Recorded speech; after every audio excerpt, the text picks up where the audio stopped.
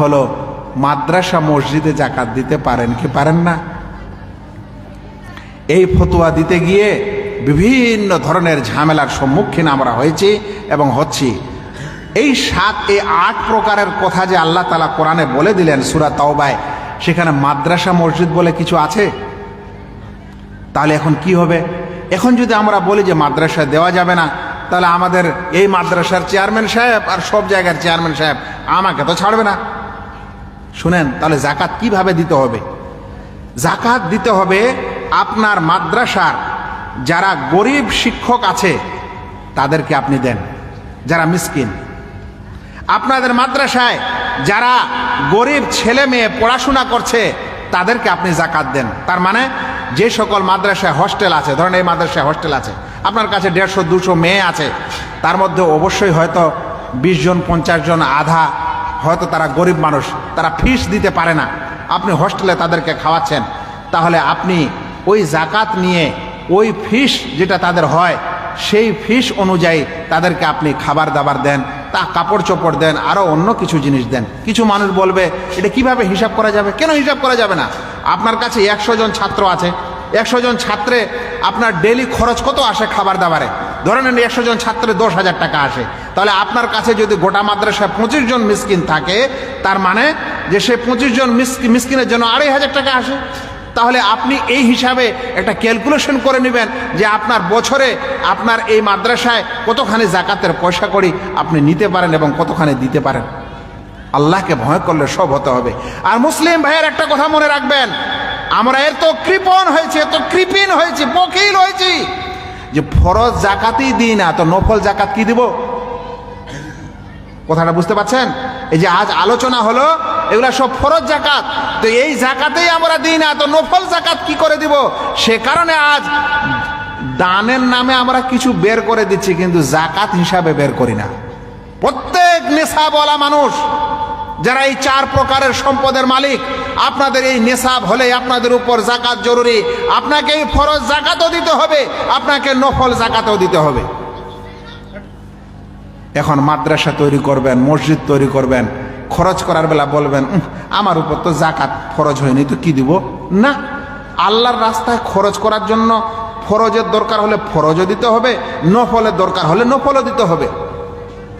আর যদি আপনি মনে করেন যে না খালি ফরজই দিব নফল দিব না, কিয়ামতের দিনে আটকা পড়বেন। রাসূল করিম সাল্লাল্লাহু আলাইহি সাল্লাম সুন্দর একটি হাদিসে বলছেন যে কিয়ামতের ময়দানে যখন হিসাব নেওয়া হবে তখন বান্দার ফরজ আমলগুলির আগে হিসাব হবে। যখন ফরজ আমলটা দেখা হবে যে না ফরজ আমল 100% সহি হয়নি, 100% ঠিক নাই, ধরে নেন 5 ওয়াক্তের নামাজের হিসাব হচ্ছে, 5 ওয়াক্তের নামাজে গড়বড়, কেমন? কোনোদিন নামাজ ছুটে গেছে, কোনোদিন নামাজে ভুল হয়েছে, কোনোদিন নামাজে অবহেলা হয়েছে, কোনোদিন নামাজে আরো কিছু হয়েছে। এখন আল্লাহ রাব্বুল আলামিন ফেরেশতাকে বলবেন দেখো তো আমার বান্দার কোনো নফল আছে কি নাই, মানে নফল নামাজ আছে কি নাই। যদি নফল নামাজ থাকে তাহলে তখন ওই নফলটা নিয়ে ফরজের ঘাটতিটাকে পূরণ করে দিবেন। এরপরে হাদিসে এসেছে এরপর বাকি আমলগুলিও ওই রকম করবেন। দেখা গেল ওই মানুষের উপর যাকাত ফরজ ছিল কিন্তু যাকাতে ঘাটতি করেছে, দেখা হবে যে সেই মানুষের নফল যাকাত আছে কিনা। ওই নফল যাকাত থেকে এখন ফরজের ঘাটতিটাকে পূরণ করতে হবে। ভাই সকল, আমার কথার শেষ সারাংশ হলো এই যে যেমন নামাজ ফরজ, যেমন রোজা ফরজ, এটা যখন আমরা বুঝছি নামাজ হলো আমাদের শারীরিক ইবাদত, রোজা হলো আমাদের শারীরিক ইবাদত, ঠিক তেমনি যাকাত আমাদের উপর ফরজ। এই 4 প্রকার জিনিসে যখন আমাদের উপর যাকাত আসবে, আমরা যদি সেটা যাকাত বের না করি তাহলে গরিব ও মিসকিনের হক আমরা খাই, মানে আমাদের মাল সম্পদে গরিব ও মিসকিনের হক থাকে আর সেটা আমি নিজে খাই, যেটা ওর হক ওটা আমি নিজে খাই। এরকম যদি আমাদের খাবার দাবার হয় তাহলে আমাদের পেটে হালাল জিনিস থাকে না, আর হালাল জিনিস না হলে আমাদের দোয়া ইত্যাদি কবুল হয় না। আমি এ কথা এখানে আরও বলতে চাই, যদি আমাদের মাদ্রাসা করতে হয়, মসজিদ করতে হয়, তাহলে শুধু ফরজ দানের দিকে দেখলে হবে না, বরং আল্লাহর রাস্তায় আমাদেরকে বিভিন্ন খরচপাতি করতে হবে। এর জন্য জন্য সুন্দর নিয়ম হলো ভাই যে আপনি যা ইনকাম করেন, আপনি যদি দিনে 100 টাকা ইনকামকারী হন, আপনি যদি দিনে 1000 টাকা ইনকামকারী হন, আপনি যদি দিনে 5000 টাকা ইনকামকারী হন, তাহলে আপনি প্রত্যেক ইনকামের সময় 1 টাকা হলেও 10 টাকা হলেও আপনি সেটা আলাদা করে রেখে আল্লাহর রাস্তায় দান করার চেষ্টা করবেন। তার মানে একজন রিক্সা চালক যদি সে দিনে সব কিছু করার পর 100 টাকা ইনকাম করে, ও সেখান থেকে 5 টাকায় আল্লাহর রাস্তায় দেওয়ার জন্য প্রস্তুত থাক। একজন চাকরিজীবী যার 60,000 টাকা বেতন, যার দিনে 2000 টাকা ইনকাম, সে যেন প্রতিদিনই 50 টাকা হোক, 10 টাকা হোক, 20 টাকা হোক আলাদা করে যেন আল্লাহর রাস্তায় খরচ করার চেষ্টা করে। একজন ফসল আবাদকারী যাদের জাকাতের আওতায় হোক বা না হোক, সে যেন তার ফসলের অবশ্যই একটা বস্তা আল্লাহর রাস্তায় রেখে দেয়, যেটা আমি আল্লাহর রাস্তায় দিব। আমাকে দুঃখ লাগে আজ আমাদের দেশে কুইন্টাল কুইন্টাল ধান হয় থ্রেশার দিয়ে এবং বিশেষ মেশিন দিয়ে। ধান আজকালে পরিষ্কার হয়ে ট্রাক্টরের উপর চেপে যাচ্ছে, ট্রাক্টরের টলি মানুষের গোডাউনে চলে যাচ্ছে।